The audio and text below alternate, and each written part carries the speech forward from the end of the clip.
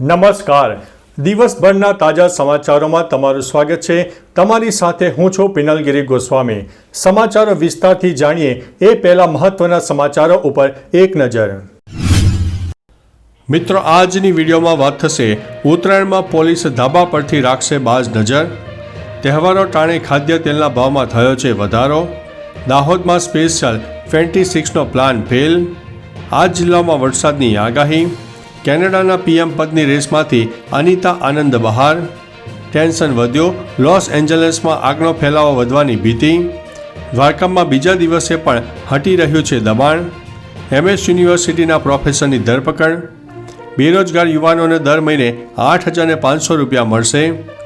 ટ્રમ્પના શપથ ગ્રહણમાં મોદી હાજરી નહીં આપે.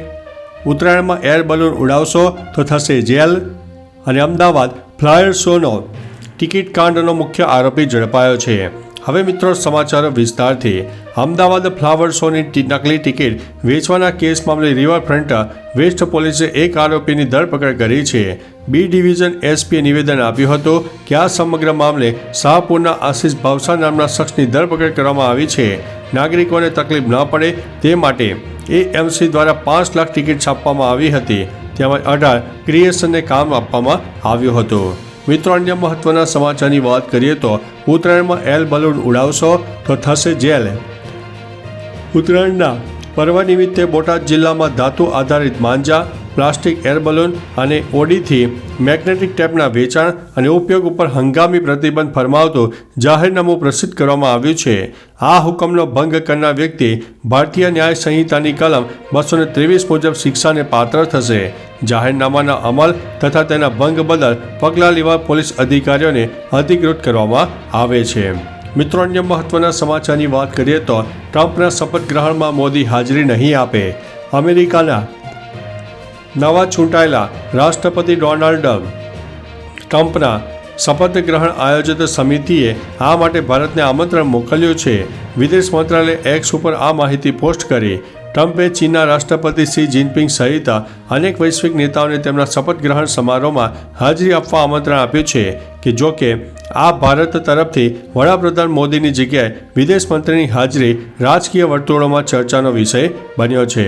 મિત્રો, અન્ય મહત્વના સમાચારની વાત કરીએ તો બેરોજગાર યુવાનોને દર મહિને 8,500 રૂપિયા મળશે. કોંગ્રેસે દિલ્હી માટે પોતાની ત્રીજી ગેરંટીની જાહેરાત કરી છે. આ જાહેરાત યુવાનો માટે છે. તેનું નામ યુવા ઉડાન યોજના છે. કોંગ્રેસે કહ્યું છે કે જો તે સરકાર બનાવશે તો તે બેરોજગાર યુવાનોને એપ્રેન્ટિસ તરીકે દર મહિને 8,500 રૂપિયા આપશે. કોંગ્રેસના નેતા સચિન પાયલટે કહ્યું છે કે જે લોકો શિક્ષિત છે પણ બેરોજગાર છે તેમને 1 વર્ષ માટે મદદ કરવામાં આવશે અને તેમને ઉદ્યોગમાં મૂકવાનો પ્રયાસ કરીશું. મિત્રો, અન્ય મહત્વના સમાચારની વાત કરીએ તો MS યુનિવર્સિટીના પ્રોફેસરની ધરપકડ. વડોદરાની MS યુનિવર્સિટીના આર્ટ્સ ફેકલ્ટીના હિન્દી વિભાગના પ્રોફેસરની પોલીસે ધરપકડ કરી છે. પોલીસે હરકતો કરવી તેમજ કારકિર્દી ખતમ કરવાની ધમકી આપી હોવાની ફરિયાદ દાખલ કરવામાં આવી છે. પ્રોફેસર પોલીસ સમક્ષ એક જ વાતનું રટણ કરી રહ્યા છે કે મેં આવું કશું કર્યું નથી. હાલ પોલીસ દ્વારા તમામ પુરાવાને આધારે આગળની કાર્યવાહી હાથ ધરવામાં આવી છે. મિત્રો, અન્ય મહત્વના સમાચારની વાત કરીએ તો દ્વારકામાં બીજા દિવસે પણ હટી રહ્યું છે દબાણ. દ્વારકામાં બીજા દિવસે પણ સરકારી જમીન પર ગેરકાયદેસર કરેલા દબાણ હટાવવાની કામગીરી ચાલી હતી. એક અહેવાલ મુજબ બેટ દ્વારકામાં એક દિવસમાં કુલ 6,53,00,000ની કિંમતની 12,400 જેટલી જગ્યાઓ ખુલ્લી કરવામાં આવી છે. બીજા દિવસે પણ અહીં કામગીરી યથાવત જોવા મળી હતી. મિત્રો, અન્ય મહત્વના સમાચારની વાત કરીએ તો ટેન્શન વધ્યો, લોસ એન્જલસમાં આગનો ફેલાવો વધવાની ભીતિ. લોસ એન્જલસના જંગલમાં ગત સપ્તાહે લાગેલી આગ સતત ભયાનક બની રહી છે. તેના પર હજી સુધી કાબૂ મેળવી શકાયો નથી, જેમાં ઓછામાં ઓછા 16 લોકો માર્યા ગયા છે જ્યારે 12,000થી વધુ ઇમારતો બળીને ખાખ થઈ ગઈ છે. તદુપરાંત 120 કિલોમીટર પ્રતિ કલાકની ઝડપે પવન ફૂંકાવાની આગાહીના કારણે આગનો ફેલાવો વધવાની ભીતિ પણ સેવાઈ રહી છે. મિત્રો, અન્ય મહત્વના સમાચારની વાત કરીએ તો કેનેડાના PM પદની રેસમાંથી અનિતા આનંદ બહાર. ભારતીય મૂળના અનિતા આનંદે કેનેડીના પીએમાં પત્ની રેસમાંથી પોતાનું નામ પાછું ખેંચી લીધું છે. તેમણે આ વર્ષે યોજાનારી ચૂંટણી લડવાનો ઇનકાર કર્યો છે. અનિતાએ એક્સ ઉપર એક લેટરમાં આ માહિતી પોસ્ટ કરી છે, જેમાં લખ્યું હતું કે હું જાહેરાત કરી રહ્યો છું કે હું કેનેડાની લિબરલ પાર્ટીની આગામી નેતા બનવા માટેની રેસમાંથી સામેલ નહીં રહું. ઘણા સોશિયલ મીડિયા રિપોર્ટમાં દાવો હતો કે ટ્રુડો પછી અનિતા પીએમ બની શકે છે.